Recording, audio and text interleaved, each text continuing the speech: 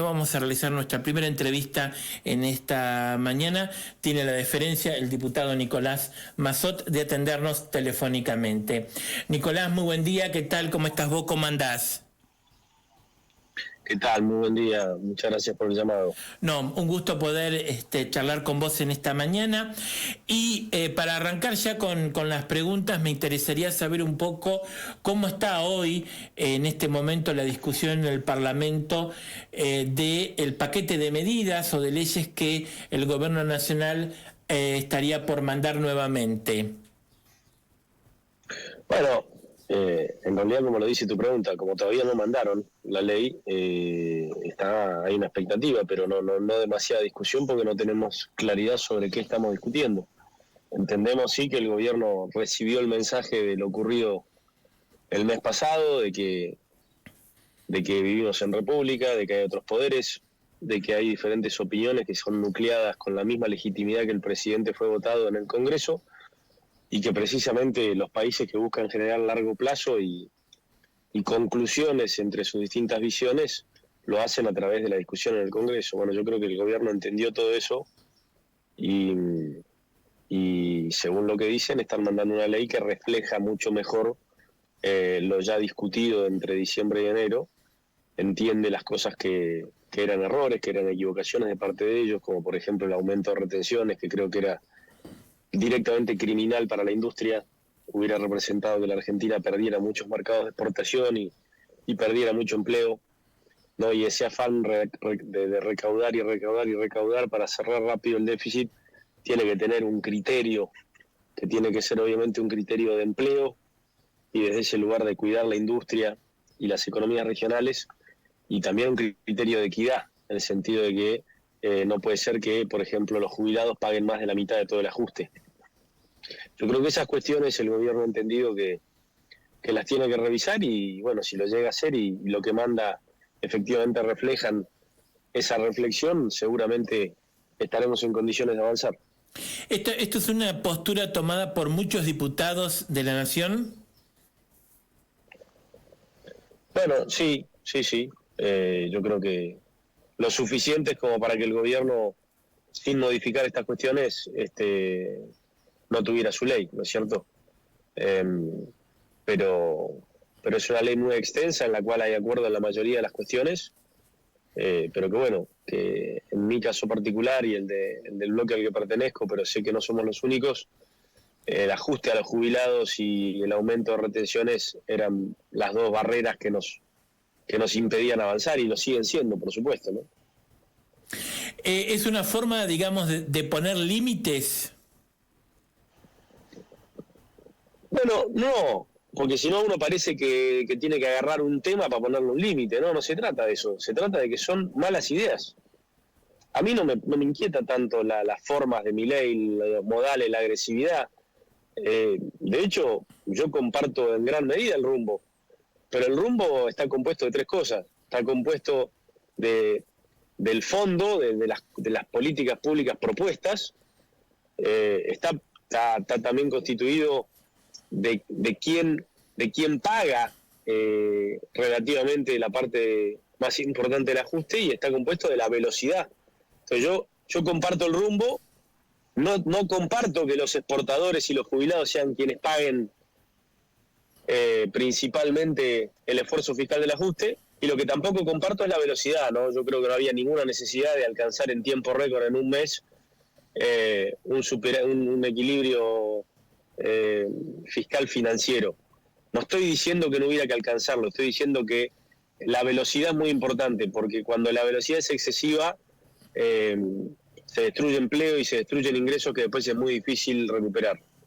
Y creo que a la Argentina le alcanzaba mostrando un cambio de políticas públicas y un sendero, digamos, tal vez de un año para alcanzar en la meta fiscal, y eso hubiera sido mucho más cuidadoso con el poder adquisitivo y la realidad microeconómica de tantas familias en la Argentina. Pero esta velocidad a la que se decidió ir, y además protegiendo, por ejemplo, muchísimos subsidios y exenciones a diferentes empresas mientras se le pedía o se le pide el ajuste más importante a los jubilados y a los asalariados de la clase media, me parece que no es apropiada. Para aquellos que estamos afectados por esto que habla de la microeconomía, ¿no? O sea, el valor de lo que cuestan hoy los alimentos o el valor de lo que van a costar, ya sean los servicios de gas o de electricidad. ¿Qué les dice? ¿Cuál es el mensaje? Bueno, digamos, yo más que decirle a ellos o a los argentinos que ven que el gobierno va más rápido de lo que ellos pueden, yo les prefiero hablar al gobierno, porque precisamente estoy intentando representar a toda esa gente que captó el mensaje, muchísima de la cual lo votó y está de acuerdo con corregir los desequilibrios, pero lo que está pidiendo es un poquito más de comprensión y en todo caso de ecuanimidad, insisto, digamos. En la Argentina hay 32 regímenes especiales en donde distintas empresas pagan menos impuestos de lo que deberían, como una forma de motivar esos sectores y el empleo en esos sectores, lo cual está muy bien. Lo que no está muy bien es que al mismo momento que uno le está pidiendo un esfuerzo extraordinario a la sociedad, al ciudadano de a pie, todos esos regímenes quedan intocables, ¿no? Entonces, precisamente lo que nosotros buscamos a la hora, no de limitar, sino de señalarle alternativas al gobierno que sean más oportunas y más equitativas, es precisamente representar a toda esa gente que apoya el rumbo trazado, pero está pidiendo que la carga sea un poco más repartida entre los distintos sectores de la sociedad. Para ir finalizando la entrevista, ¿qué posición o postura tiene con respecto a estas idas y vueltas con la cuestión de los sueldos del Congreso, pero también lo del aumento del presidente y del personal jerárquico del gobierno nacional? Y lo primero es que no son temas para andar haciendo demagogia o populismo barato, ¿no? Entonces, si el presidente hace la del Tero y se muestra escandalizado por algo que no le parece bien y que a mí tampoco me parecía oportuno, como era el incremento de los salarios en el Poder Legislativo, pero hacía ya 10 días que había hecho lo propio para su propio sueldo y el de su gente, y pretendía que no lo descubrieran, y lo descubrieron y después reacciona de esta manera, yo creo que todo es un debate muy nocivo, muy inoportuno, que realmente hace creer que gran parte de la política, por este caso el presidente mismo, está viviendo una realidad paralela, porque en Rosario están matando inocentes y nosotros estamos discutiendo los salarios del presidente y de sus ministros, ¿no? Yo creo que es un tema que se tiene que terminar, que lo único que tiene que quedar claro es que si nosotros consideramos, por ejemplo, que el sueldo del presidente, que es el cargo más difícil, el de más responsabilidad, ese debería ser el sueldo más alto, hay que terminar con todo esto de que hay empresas del Estado o entes autárquicos o funcionarios del Poder Judicial que ganan 3 o 4 veces lo que gana el presidente, todo eso se tiene que acabar, y que después todos los salarios del sector público estén atados y tengan un techo al salario del presidente, y que el salario del presidente y los de toda la función pública tengan un correlato con la realidad de los argentinos. ¿Qué significa esto? Que estén asociados al salario mínimo vital y móvil, es decir, que solamente van a aumentar cuando aumenta la productividad de los argentinos y aumenta el salario de los argentinos en general, y que los ajustes por inflación sean los mismos que reciben los jubilados.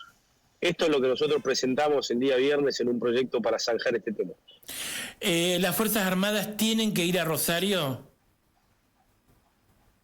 Yo creo que dentro del marco de la emergencia que esto significa, y por supuesto siempre al abrigo de la ley, es importante que entendamos que la Constitución lo contempla. Es decir, cuando tenemos enemigos internos de la magnitud y del poder económico y armamentístico del narcotráfico, yo creo que está justificado.